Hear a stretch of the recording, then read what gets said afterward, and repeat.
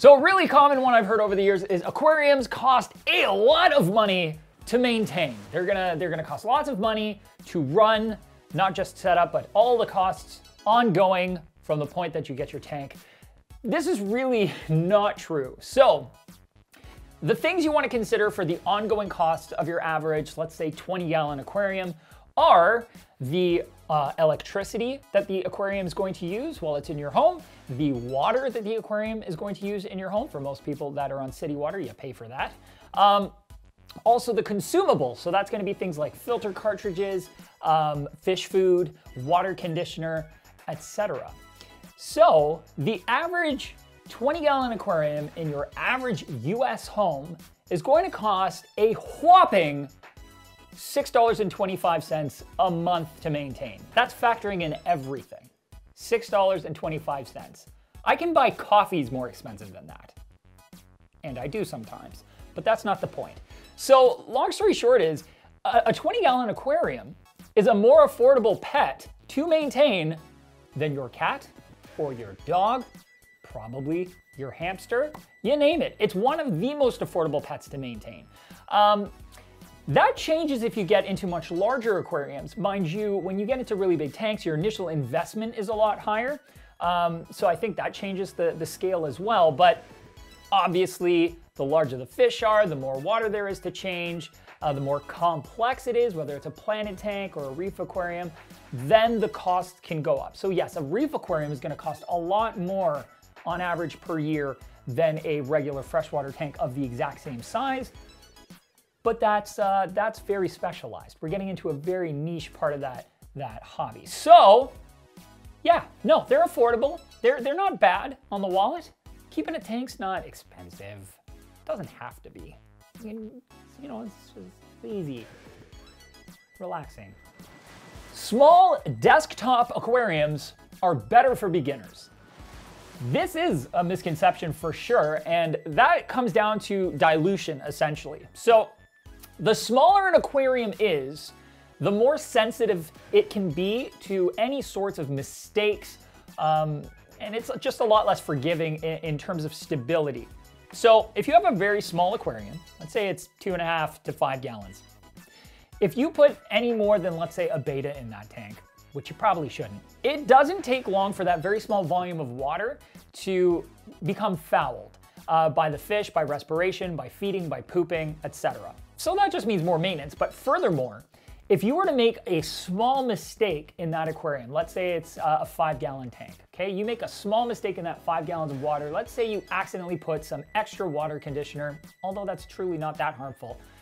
If you made that same mistake in a 10-gallon aquarium, which is really the smallest I tell people they should start with, that is diluted by half. That mistake is half as pronounced in 10 gallons of water and twice as harmful in the 5 gallons. So starting with a very, very small tank for beginners can actually be more harm than good because it is a little bit more difficult to upkeep. You're going to put more time into it to upkeep, but also if you make any small mistakes, whether it's overfeeding or dumping too much of an additive in or what have you, even the temperature of the water change water you put in, you know, you're running a risk of it being a lot more damaging than it would have been if you just started with like a 10 or 20 gallon tank, which realistically won't be that much more expensive than a desktop. It's not that much harder to find a place in your home for, or your office, wherever you're keeping it.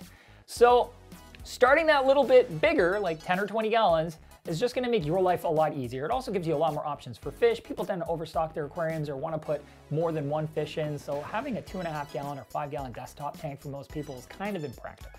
I usually leave that stuff to experts who are bored with really big tanks and want to play with something very small and intricate. Just for fun, I suppose. Another super, super long-standing idea is that you have to have an aquarium bubbler. You need to have the bubbles in the aquarium in order for that aquarium to have the oxygens. No. I mean, once upon a time, yes. Back when all we had was air pumps or undergravel filters, that air constantly going into the aquarium was adding oxygen and played a very big role in that way. However, people are very confused about how you get oxygen into water. And a lot of people believe that it is the action of the bubbles traveling through the water that brings the oxygen to the aquarium. When in fact what's actually happening is the bubbles popping at the surface and rippling the water and breaking up that surface tension at the top of the water. That's aiding in gas exchange right at the surface, and that's how we're getting the oxygen into the tank. It's not the bubbles traveling through the water. Very common misconception. Now, what people don't realize, because that's how they think oxygen's getting into the water, is that your power filter, whether it's a hang-on or a canister filter or any other filtration that has a pump that's moving water, as it moves water throughout the aquarium and ripples the surface and keeps the surface surface of the water from sitting still, it's breaking that surface tension. It's adding oxygen to the tank. So if you have a filter on your aquarium that's moving your water around, you've already got oxygenation and you don't actually need an aquarium bubbler. Obsolete. However, if you like the way bubbles look in the aquarium, bubbles, bubbles, bubbles, maybe out of a treasure chest or a clam or a little skeleton that's like shaking and drinking rum at the same time, because they can be fun, right? If you want that, go ahead and add an air pump. You're not gonna hurt anything. I'm just saying, you don't need to have one. That's the misconception. You can want to have one. I want to have one. If your aquarium water is crystal clear, your aquarium's healthy. This is not exactly true. I mean, having crystal clear water is really, really nice. It's great to be able to see all the coloration in your fish and in your ornaments, and your fish look like they're floating in air because your water is so clear. It's a good indication that your mechanical filtration's doing a good job, that you don't have tannins in the water or algae or anything else floating around. That's awesome. But the problem is, the things that can be in water that could seriously harm your fish are invisible. So if you've got, let's say, a lot of ammonia or nitrate or nitrite in the water, and that could be harmful to your fish, your water may still be crystal clear and you can't see that. The only way to really check is with a test kit. So I highly recommend doing tests as often as you need to. I say usually once every 2 weeks or weekly if you can stomach the idea of doing it that often. That's beneficial, because otherwise you'll never really know what's in your aquarium water or how often you have to do water changes. So it's a really, really bad idea to just look at your tank and be like, the water's clear, I'm not gonna change the water this week. If it's a week you're supposed to do the water change, just do the water change and be safe.